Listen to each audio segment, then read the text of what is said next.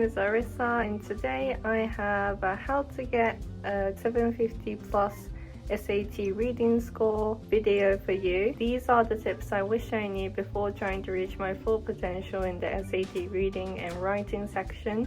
And I will also be telling you my secret sauce or my secret condiment that unexpectedly helped out my score significantly.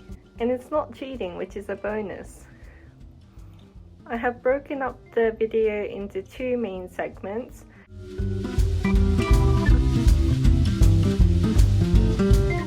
If you have a couple months or a year or two to prepare for this exam, watching the long-term study method section would be helpful. Otherwise, if you're here to improve your score in a couple of weeks or in a couple of days with maximum efficiency, then the short-term study method segment would most likely be helpful. My secret sauce or condiment for my 770 reading score is also included in the short segment section, so keep watching for that. Without further ado, let's get into it. Number one is to read a ton.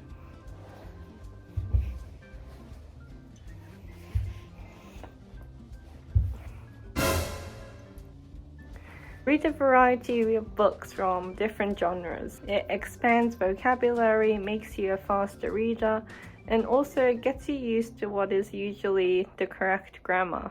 More specifically, the SAT writing section, which is the grammar section, not to be confused with the essay section that no longer exists. There are many technical grammar questions. If you are used to reading books with correct grammar, because obviously it's edited and it's published, you can probably choose the grammatically correct option from the multiple choice just by choosing the one that sounds right to you. I found that it's much easier than learning the different types of tense participles or dangling modifiers. It just sounds right and you get the question correct. Also, it's a great source of entertainment.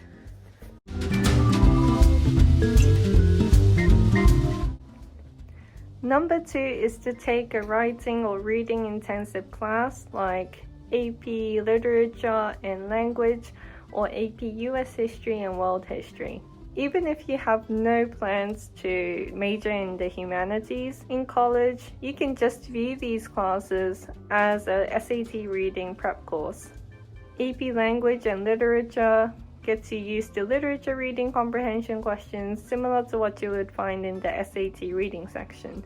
On the other hand, AP US History and AP World History gets you used to historical passages that might use archaic language or passages that just says things in ways that we're not very used to. And so it's very good training to get used to those kinds of writing. And the reason that this works is that when you take the class, it's likely that the teacher would make you read a ton of passages and densely written textbooks. So you're forced to practice for the SAT reading without directly doing those SAT reading questions. Well, the first one is not very interesting. It's to do a ton of SAT reading questions until you're sick of it. Best thing to do in a limited time is to practice questions that is very much what you would encounter on the actual test. There's no getting around doing a ton of questions. Unless you're naturally smart, then I'm really jealous.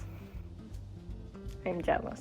The important thing is to review as seriously as possible. If you get something wrong, review sessions are the greatest opportunity to improve your score. I covered my review methods in my SAT tips video, but I had a notebook where I printed out the question, read the problem, wrote down what I did wrong and what I would do differently next time if I encounter a similar question. If you don't know, find a person who can explain it to you. You probably can think of somebody in your class who's insanely smart. The best place I found I could do as many questions as I could is Khan Academy, because there were many benefits to doing practice there. Number one is that you don't have to mark your own answers, which saves up a lot of time. Not only that, they have multiple passages that you can read and practice your comprehension skills based on what level your reading is right now. It also personalizes the questions you do depending on what you get correct and incorrect in past practice tests or past PSAT or SAT that you have taken. I did most of my practice here and it has become my best friend. But I do have real friends too.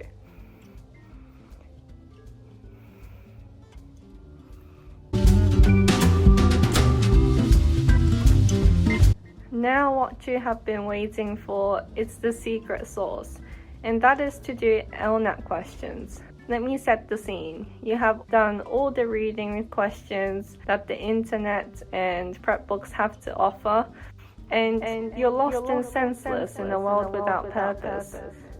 That is when you do LNAT questions. So what is the LNAT? They're basically a standardized test that prospective law students in the UK need to do, and what they're testing on is reading comprehension and reasoning skills.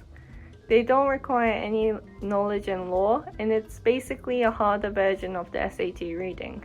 You gain a lot of skills from this. Thinking clearly and ferreting out wrong answers from the multiple choice gets much easier, and since you get used to the difficulty of the LNAT, SAT reading seems a bit easier after this. My suggestion is to solely focus on these LNAT reading questions for a week and do all the practice questions that are out there.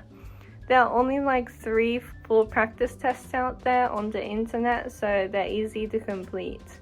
I've linked a few PDFs which you can just open, print out and do some tonight, because I know you're a chronic procrastinator like me. Give this a try. It changed the way I look at reading comprehension questions.